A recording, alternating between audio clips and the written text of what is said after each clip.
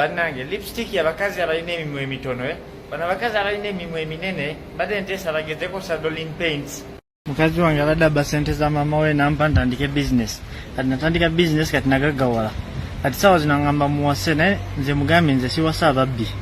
Okukwana omuwala ava mu family ngaga nakyo kintu kizibu nnyo.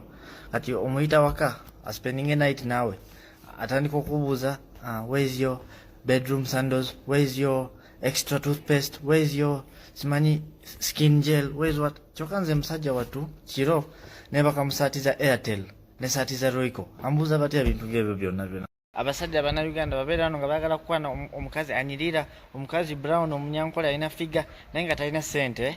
Kye mulina okumanya omukazi ali wano okuweebwa olina omukolako enviiri, olina omulabirira anyirire ddala. Oba tolina ssente tosobola kumalako. Wali okyali wange wano ku TikTok yabadde agamba nze sirya kawunga, sirya mmere ya Uganda. Nagamba lumu nkole video nga ndi kulya. Kati kaakano mulaba nze ndya mmere y'Abannayuganda, ndya kawunga, bijanjalo, embooli lino mugiraba. Ate waliwo abantu balala abeefuula muno tebalya mmere y'Abannayuganda. Emmere y'Abannayuganda ekyasinze okuwooma.